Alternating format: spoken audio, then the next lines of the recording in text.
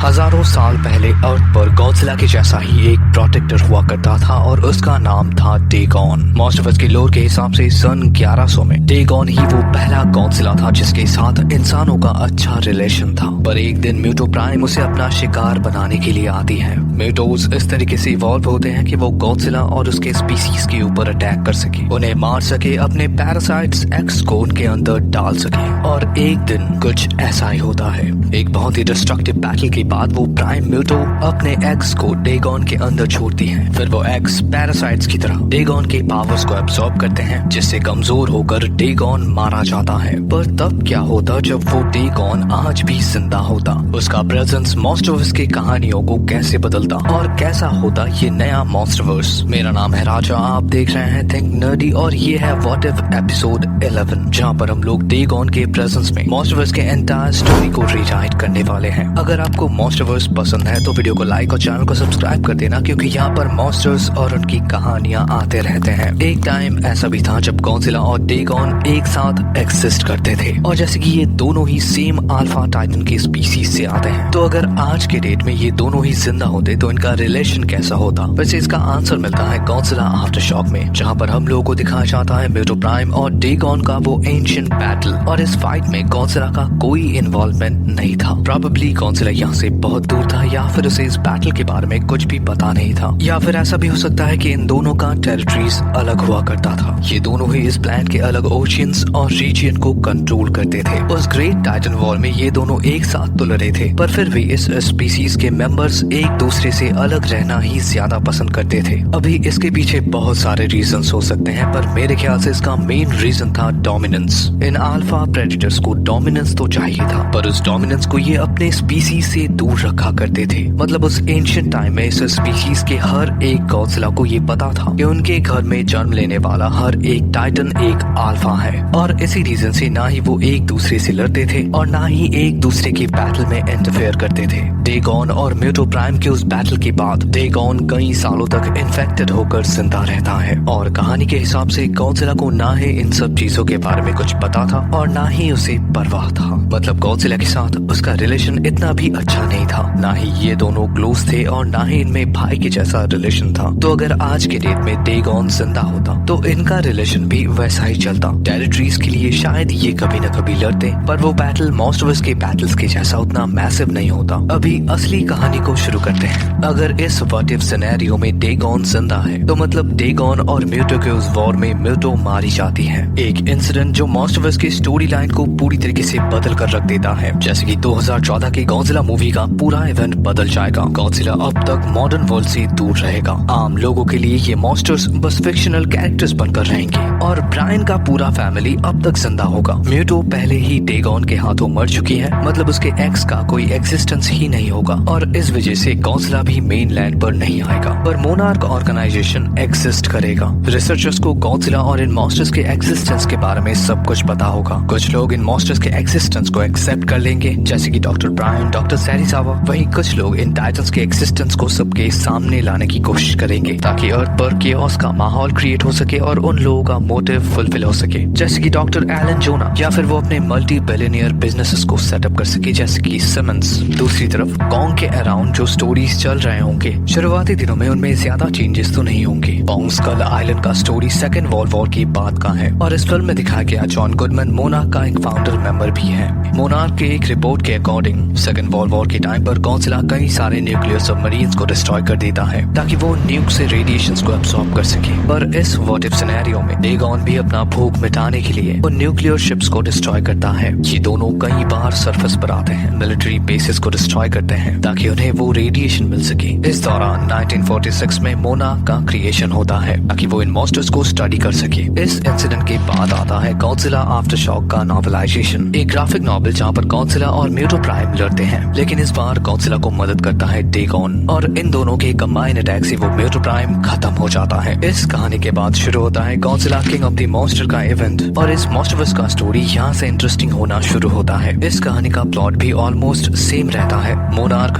Russell family और eco terrorist groups को इन monsters के एक्सिस्टेंस के बारे में पता होता है। वहीं नॉर्मल लोगों के लिए ये मॉन्स्टर्स अभी भी फिक्शनल कैरेक्टर्स बनकर रहते हैं, पर मोनार्क इन टाइटन्स को और मॉन्स्टर जीरो को कंटिन्यूअसली मॉनिटर करते रहता है। पर एक दिन eco terrorist group king Ghidorah को रिलीज करते हैं। उसके प्रेजेंस में अर्थ के नेचुरल ऑर्डर का बैलेंस बिगड़ने लगता है और यही वो टाइम होता है जब गॉडजिला खुद को रिवील करता है। गिडोरा के अल्फा कॉल के बाद इंसानों को इन मॉन्स्टर्स के एक्सिस्टेंस का पता चलता है। गिडोरा के अल्फा कॉल से जो मॉन्स्टर सबसे पहले रिस्पॉन्स करता है वो होता है रोडैन। वो किंग गिडोरा को चैलेंज करने के लिए आता है। वहीं गिडोरा इस दुनिया में अपना दबदबा कायम करने के लिए रोडैन को बहुत ही ब्रूटली मार डालता है और इस दौरान गॉडजिला गिडोरा को काउंटर करने के लिए आता है, पर इस बार वो अकेला नहीं होता। गॉडजिला और डेगॉन को ये पता चल चुका है कि उनका एंशिएंट राइवल लौट चुका है और इस बार भी उसका टारगेट है इस दुनिया के किंग ऑफ द मॉन्स्टर का थ्रोन। गॉडजिला और डेगॉन के कंबाइन अटैक से डरकर किंग गिडोरा इस लड़ाई से भाग जाता है। फिर वो बोस्टन में जाकर उस शहर को डिस्ट्रॉय करना शुरू करता है। कहानी के हिसाब से डॉक्टर सैरिजावा जिंदा रहते हैं और इस बार गॉडजिला और डेगॉन पावर अप होने के लिए न्यूक्लियर रिएक्टर्स को टारगेट करते हैं। वो दोनों उस एनर्जी को अब्सॉर्ब कर और ज्यादा पावरफुल बनते हैं और अभी इन दोनों अल्फा टाइटन्स का टारगेट है मॉन्स्टर जीरो। हम गॉडजिला के डाई हार्ड फैंस के हिसाब से गॉडजिला का समंदर से निकलकर मेन लैंड पर आना ये किसी सुपर हीरो लैंडिंग से कम नहीं होता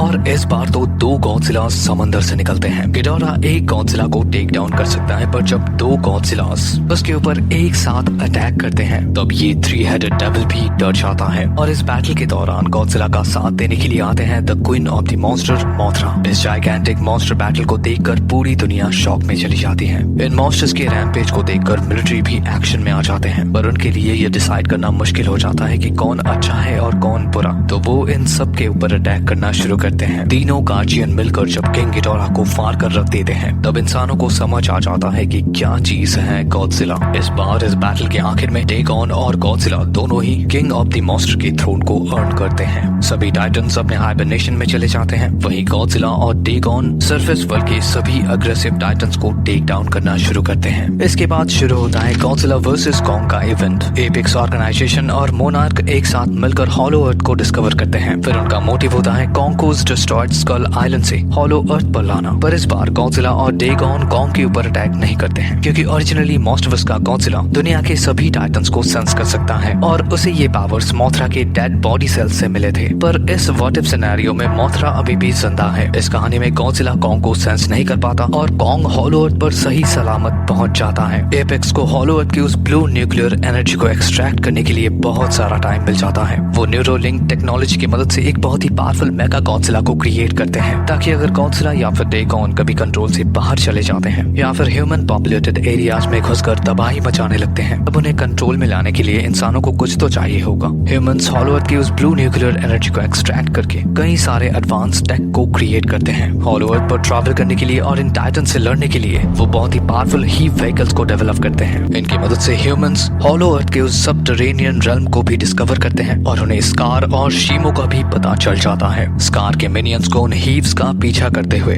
हॉलो अर्थ से निकलने का रास्ता मिलता है, पर उन्हें अभी भी उन पोर्टल्स के लोकेशंस को ढूंढना था। वहीं दूसरी तरफ ह्यूमंस ऑपरेशन पावर हाउस को डेवलप करते हैं जिससे वो कॉन्ग को और ज्यादा पावरफुल बनाते हैं ताकि अगर उसका सामना कभी गॉडजिला या फिर स्कार के आर्मी से हो जाए तो वो लड़ने से पीछे न हटे। आफ्टर ऑल कॉन्ग इकलौता टाइटन है जो इंसानों के एक्सप्रेशंस को समझता है और वो ह्यूमैनिटी के साइड में भी है, तो उसके लिए इतना तो बनता है। इसके बाद शुरू होता है गॉडजिला एक्स कॉन्ग का चैप्टर। हॉलो अर्थ के ईवी नेटिव्स सरफेस वर्ल्ड पर एक सिग्नल भेजते हैं जिसके रिस्पॉन्स में गॉडजिला और डेगॉन खुद को अलग अलग पावर सोर्स से अपग्रेड करते हैं। इन दोनों ही अल्फा टाइटन्स को ये पता होता है कि हॉलो अर्थ से कुछ खतरनाक सरफेस वर्ल्ड की तरफ बढ़ रहा है, तो गॉडजिला टियामेट को मारकर उस पिंक सब्सटेंस को हासिल करता है। वहीं डेगॉन एक न्यूक्लियर पावर रिएक्टर को डिस्ट्रॉय करके रेडिएशन को अब्सॉर्ब करता है। ऐसे में ह्यूमंस मॉन्स्टर्स के इस रैम्पेज को देखकर अपने सबसे पावरफुल हथियार को बैटलफील्ड में उतारता है, the mega Godzilla. Dagon mega Godzilla को डिस्ट्रॉय करने का कोशिश करता है, पर इस मैकेनिकल डेविल के आगे डेगॉन का पावर फीका पड़ जाता है। इस दौरान हॉलो अर्थ पर कॉन्ग को स्कार के मिनियंस मिलते हैं जो उन पोर्टल्स को ढूंढ रहे हैं। कॉन्ग अपने बैटल एक्स और उस बीस्ट ग्लव के मदद से उन मिनियंस को बीट डाउन करता है और फिर ओरिजिनल स्टोरी की तरह ही वो उस पिट के अंदर पहुंचता है। फिर स्कार उसे चैलेंज करता है और फिर इन दोनों का बैटल शुरू होता है। पर इस बार जब स्कार अपने व्हिप्लैश की मदद से कॉन्ग को चोट पहुंचाने की कोशिश करता है तब कॉन्ग अपने बीस्ट ग्लव की मदद से उस व्हिप्लैश को पकड़ लेता है। वो उसे जोर उसे खींचता है जिससे वो क्रिस्टल स्कार के उस हथियार से अलग हो जाता है। ऐसे में स्कार उस क्रिस्टल को लेने के लिए आगे बढ़ता है पर कॉन्ग स्कार को पकड़ लेता है। स्कार के एग्रेसिवनेस को देखकर कॉन्ग ये समझ जाता है कि ये क्रिस्टल कोई मामूली चीज नहीं है, पर इसे किस तरीके से यूज करना चाहिए ये कॉन्ग को भी पता नहीं है। इस दौरान स्कार के कुछ मिनियंस शीमो के उस प्रिजन को खोल देते हैं और कुछ कॉन्ग के ऊपर अटैक करने के लिए आते हैं, पर कॉन्ग ज्यादा कुछ ना सोचते हुए वो अपने बैटल एक्स को उस क्रिस्टल के अंदर गाड़ देता है। स्कार किंग शीमो के बिना कुछ भी नहीं है। वहीं कॉन्ग का एग्रेसिवनेस, उसके पावर लेवल, उसके पावरफुल हथियारों को देखकर सभी के सभी जायगेंटिक एप्स